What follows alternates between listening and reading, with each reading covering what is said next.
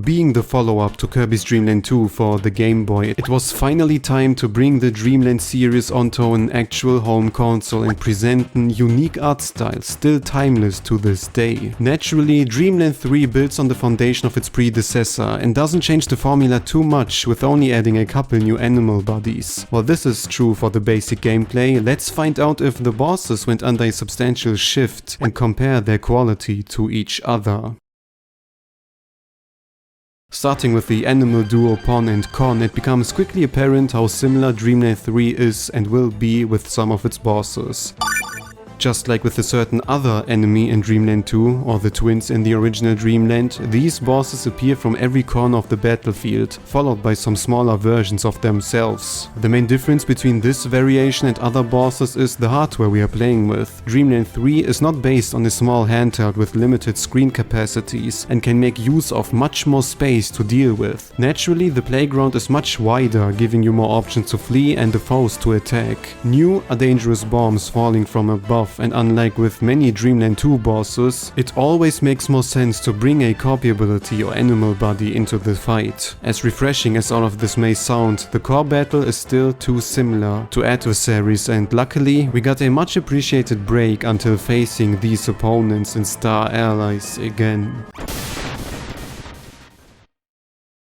It always feels wrong to put such an endgame opponent so low at the Kirby ranking, but just like with Pon and Con, the returning Dark Matter from Dream Land 2 is simply too identical to put him any higher.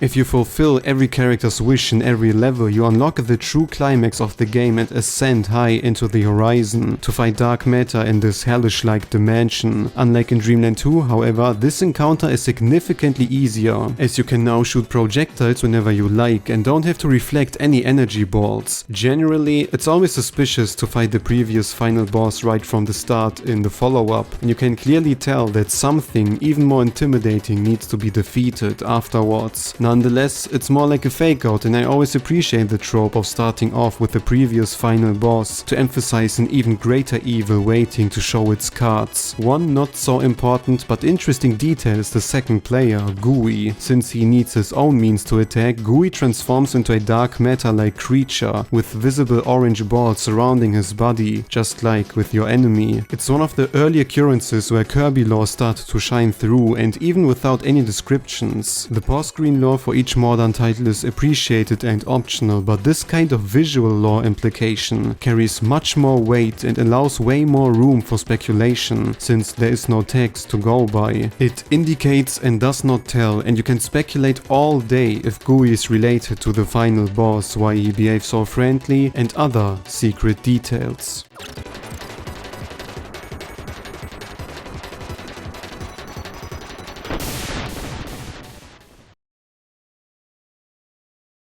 Similar to many players, I encountered Acro the first time in Kirby 64 and was surprised to find out his true origin in Dream Land 3. Initially, the battle starts rather tame on a dry surface, with Acro performing some weak dashes and not posing any serious danger. The water beneath the battlefield makes it obvious that something will be coming, and after dealing a good amount of damage, the fight switches to Acro's home turf and initiates the second round. Spitting all sorts of objects and bringing in some movement into the action, Kirby has to reflect those obstacles and shoot them with his bubbles back. Suddenly, the clash transforms into somewhat of a dexterity challenge, and it can become quite hard to aim for your target. This is why the main feature of the game, animal bodies returning from Dream Land 2, are so powerful in certain scenarios. With Kai the fish, it becomes much easier to at least move around underwater and therefore easier to adjust your position. Kirby bosses are not often placed underwater, since copy abilities often either do not work or are heavily restricted, but with Kai in the game, it makes surely sense to give it a try. At this point in the series, players fought their fair share of DDD battles and slowly but surely expect more from the self-proclaimed King of Dreamland.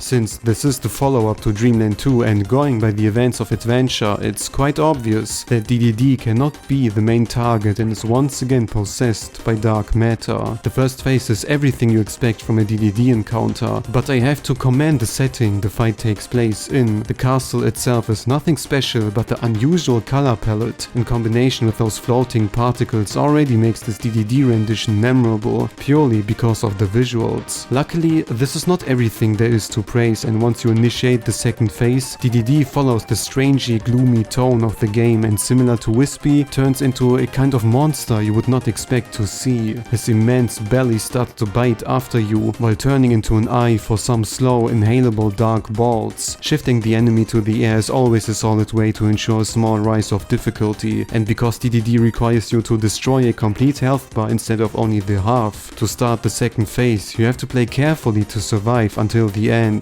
Every attack is not too hard to dodge, but having the patience to not run into unnecessary hits is probably the most difficult part about this battle.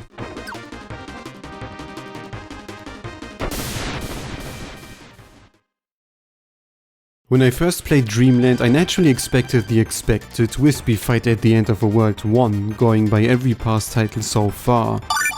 Of course, there's nothing shocking about this fact, and at first this impression should remain to be true. The good old tree is as stationary as ever, and seems to offer a traditional fight akin to the first Dreamland in contrast to Dreamland 2's interesting attempt. Furthermore, I was not sure how bosses would work in this game. Will they have a second phase or try to shake up the formula? All of these thoughts should vanish once you bring the first health bar down to 0, with Wispy falling into a tantrum and starting to chase Kirby, looking as angry as never before. I always loved chasing sequences during boss fights, where you still have to fight the boss instead of merely running away, leaving the speed of the fight in your hands, despite suggesting the opposite. You would not expect a tree to be so versatile, which is why the effect of surprise works so perfect in this case. The Dreamland Saga did a fantastic job in differentiating all those Wispy brawls to make them feel truly unique.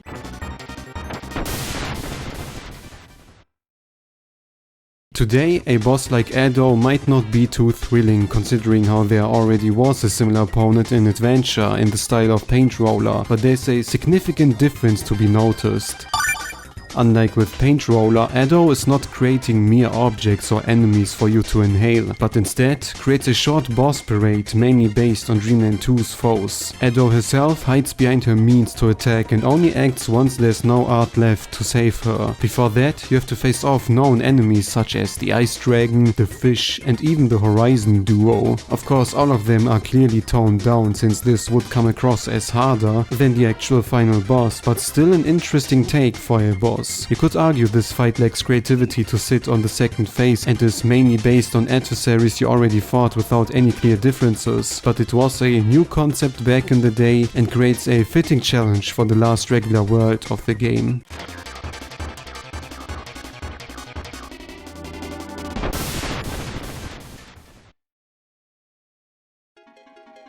It shouldn't be surprising to see one of Kirby's most memorable final bosses on the first place, regarding how out of character this whole scenario is for the whole series. Finally, it's time to face off the true leader of the dark matter entity, Zero, and bombard him with everything you have. Surprisingly enough, your target is surprisingly huge and easy to hit, which might come across as questionable concerning how challenging dark matter was in Dreamland 2, but logical if you think about Zero's character design. The giant white circular body with one little striking red eyeball creates this uncanny feeling while matching the simplistic general design of the series. In comparison, Nightmare or Marks look much more detailed in theory, should pose a bigger threat, yet are nowhere near as intimidating as Zero. I already feel silly to praise a white ball with a red eye, but it's simply so effective for some reason, which may have something to do with how inexpressive your final opponent is. Even King DDD in the very first Dreamland showed emotions with the limited hardware power of the Game Boy, and there we have Zero not shredding any kind of emotions. Even so, all of this is not the reason for this boss' special reputation. reputation. During the first half of the climax, Zero confronts Kirby by shooting with his own blood,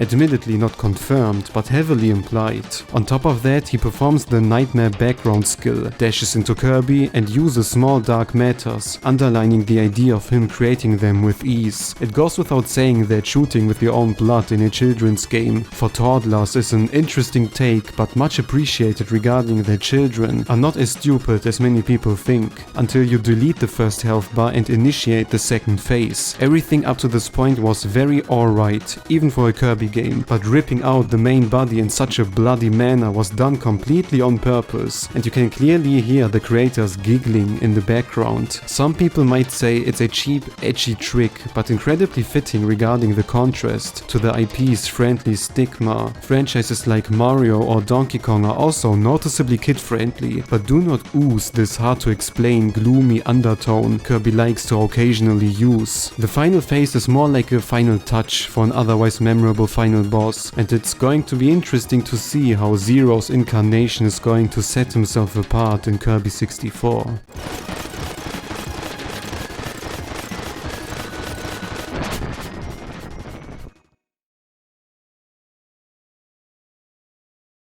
Just like Dreamland 2, Dreamland 3 continues to experiment with bosses by giving almost every opponent a second phase this time, something that should become a tradition for future titles. Even though the visuals are colorful and fitting to the serious tone, I always had the feeling there is something sinister about Dreamland 3, with Zero perfectly encapsulating this sentiment into one of the most memorable fights in the series. Many of those foes you have seen here will not be forgotten, however, and it's going to be exciting to see how they evolve in the future.